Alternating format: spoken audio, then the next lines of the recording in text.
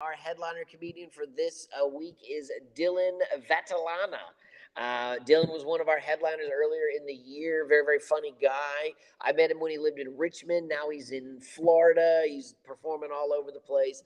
Awesome, awesome, awesome guy. So, Dylan, thank you so much for coming with us. And here's the first of our 5 questions that we ask all of our headliners.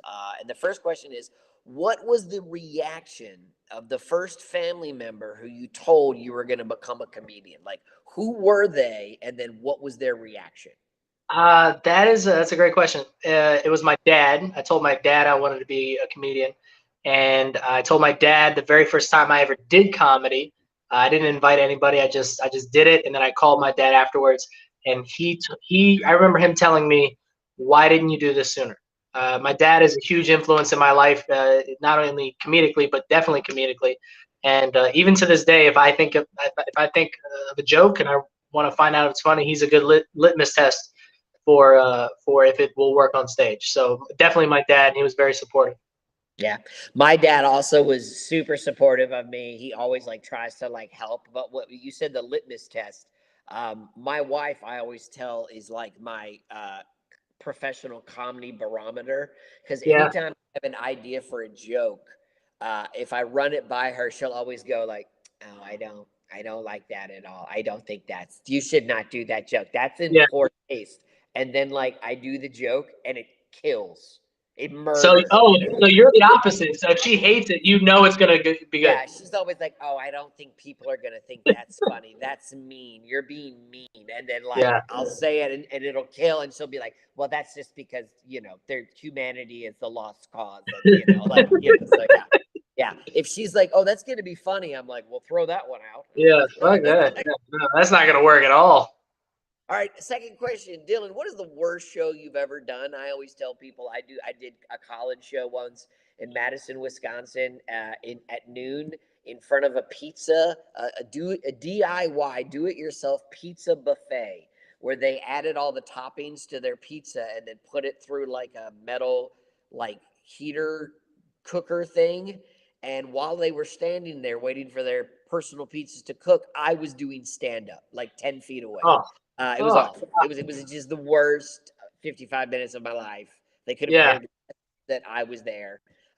So yeah, Dylan, do you have a great Well, I story? wanted to ask you. I bet the booker was like, "Hey, we hired you to do an hour, and you only did Yeah, 55." yeah, you So did 55. Is there any way we could bump off some of the? You know what? We're not going to give you your own pizza because it yeah. said a meal was included, so you're not getting a pizza now. No, No. definitely not. No. Yeah. Man, there's so many. It's hard to boil them down. I remember one of the first first memories of bombing. I was doing a open mic or something, and there was literally three people in the audience, and two of them were making out, and the other guy that was not making out was just watching those two make Watch out. this.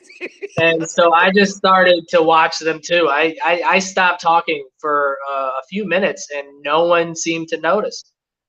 Started commenting on their technique and things like that. But that was a bad one. I think though I will say this: the worst heckle I ever got in my life probably was I was on a showcase, and I was like supposed to be like closing out this showcase. It was like 6 comedians doing like 10, 15 minutes, and everybody on the show just they all crushed, but I was just bombing hard. I was the last one, and I was bombing, and I have my notes on stage with me because I'm still kind of new, and I'm looking at my notes, and I it's about 10 minutes of not doing well, and I look at my notes and I say to myself, but I do say out loud, I say.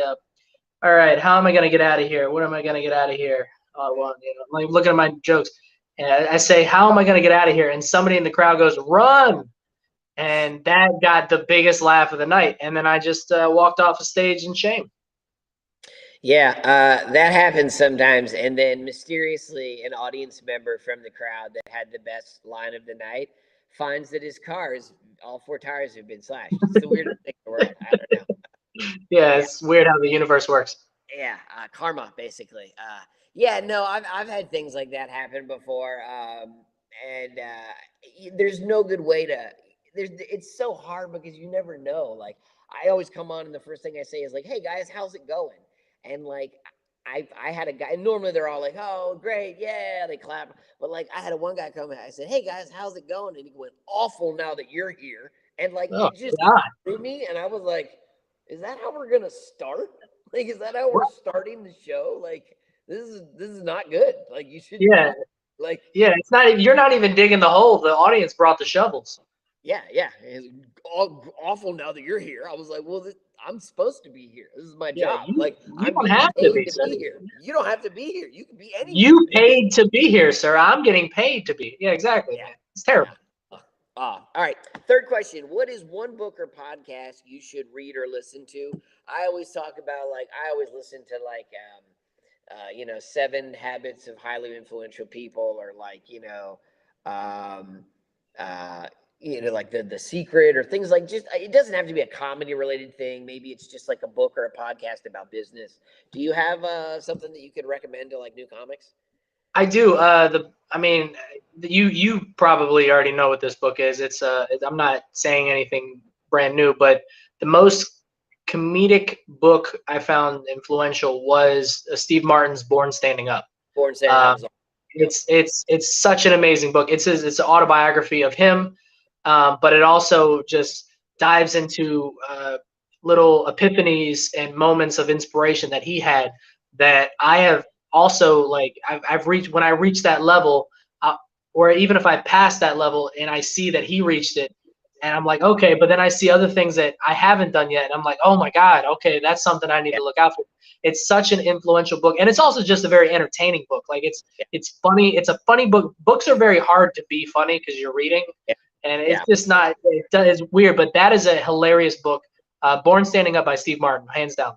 Yeah, we're watching right now, my wife and I, Only Murders in the Building, which was between him and Martin. I think it's Martin Short and Hmm. Selena Gomez, and like Amy Schumer's in it. Yeah, And the whole concept of that, like the idea that they just started filming it during COVID because they weren't allowed to go outside of their building. So like yeah, they filmed this series in a building during COVID. Like they started it smart. during COVID, and the That's smart. people, it's all actors and actresses who live in this building, and it's a great show. I always tell people, I worked with a woman, and she told me once, she goes, "Hey, do you do colleges?" And I said, "Yeah." She goes, "Oh, I'll never forget. We saw this comedian once. I was my freshman year, and he came into the cafeteria, and he was jumping from tabletop to tabletop, and he had like this suit on, and he had an arrow through his head, and he had these bananas, and he was taking these bananas and he was squeezing them, and when he squeezed them, they like shot out, and he was like shooting them at people." And she goes, "Do you know who that was?" And I was like, "No, I have no idea." Like, The when arrow you through said the head. I know person, exactly who it like, is. I mean, when you said Eric, but like, I was like, were they criminally insane? Like, I think I Yeah, know who. He goes, "Yeah, it was Steve Martin, and it was before he was famous, and he was just doing like stand up, and he would come. It was the whole like, I'm a wild and crazy guy, yeah, like it was all like." And she goes, "We went and saw him that night. He was very funny, but like he was there to like drum up a crowd." Which yeah. Well, always made me laugh because I was like, Steve Martin had to do the same crap that I yeah, had to do. You walk around the tables, "Hey guys, my name's Lucas. I'm doing a comedy show in, the coffee house at 8. If you guys want to come, it's gonna be a lot of fun." And it's like, 40 years, and like Steve Martin did the same thing. Like, yeah. he had to do the same thing. Well, that was Steve Martin's style. Like, in the book, it talks about how when he started doing these theaters, not like arenas yet. He wasn't doing like arenas, but he was doing these couple hundred people theaters. At the end of the show, he would tell everyone to come with him, and he'd walk down the aisle, and then he'd walk outside, and then he'd walk down the street, and the whole audience would follow him, and he'd continue to just make fun of stuff on the street. Like, that's who he was. He was a ridiculous person. And Yeah. yeah, that's such a weird thing. Oh, another book really influenced Mein Kampf by Adolf Hitler. Um, I don't need to tell you why it's a funny, influential book, but just I would say right up there with the Steve Martin book. Yeah. Yeah. The amount of comedy in that book is, I mean, you don't think it's going to be a funny book, but then you're just like, "I'm laughing. I can't believe it." No. Yeah, we're going to get yelled at for that one. Anyway, last but not least, Dylan, can you give, as a seasoned comedian, you do cruise ships, you do theaters, you do clubs, you've worked with a bunch of A-list celebrities. What is one nugget that you can give that you've learned through trials and tribulations and just sloughing it, in the trenches? What is one nugget that you could give aspiring comics or up and coming comics that you've learned? I think what I would say the biggest one, especially for up and coming new comedians, is a lot of times people wonder when that those butterflies will go away, Mm-hmm. and they don't. At least for me. And I've been told by famous people. I'm not going to name drop, but I've been told by famous people that when it does go away, that's a problem. Yeah. And for me, I'm comfortable with my material. I'm comfortable with my presence. I'm comfortable with the product that I present. But a minute, 2 minutes before I go on stage, I still get butterflies. And Yeah. people normally hate that, but that's actually a good thing. It means you give a shit. Yeah. That means you care, and if you didn't, the people that lose the butterflies are the ones that don't care. And the more that you care, the more you'll have those butterflies. And don't be afraid of that. Use it. Yeah. Yeah. I remember I did Bring the Funny with NBC, and I remember like backstage you're with like 10 other acts, and like you see all these guys pacing, and they're, like you can see they're going over their lines in their head. They're going, and I remember I was just sitting there and like just kind of like taking it all in, and I remember thinking like I was nervous, but I wasn't like petrified. You know what I'm saying? Like I was like, Yeah. I've done showcases before, so I knew what to expect. But like some of these new people that had like, when I say new, I mean like new to television. If you've never done that, it can be a very daunting, a very terrifying experience. And I just remember sitting there going like, I don't know what's gonna happen, but I've done this enough to where I'm 90% sure this is gonna go well. And Yeah. like almost fun then, because you're like, look, I know I'm nervous. I know I still got butterflies, but like I'm gonna do well. This is gonna go well. Yeah. And I remember it took me a few years before I had that confidence, before I was like, you know what?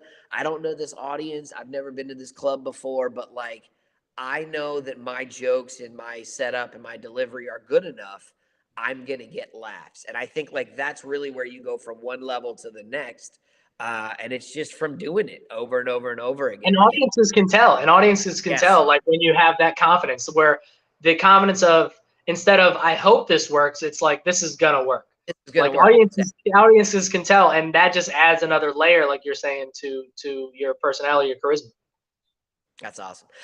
Ladies and gentlemen, this has been Dylan Vattelana and Lucas Bone with the BOJO Entertainment headliner of comedy podcast. With that said and done, we want to thank Dylan for taking some time to chat with us and give us some tidbits and some nuggets of comedy information. With that said and done, check out Dylan's new comedy special. It's out, Humble Bragging, on Spotify, hopefully Sirius XM soon, Pandora as well. With that said and done, Dylan, thank you so much for taking the time to spend with us, and we will see you soon. Thanks a lot, buddy.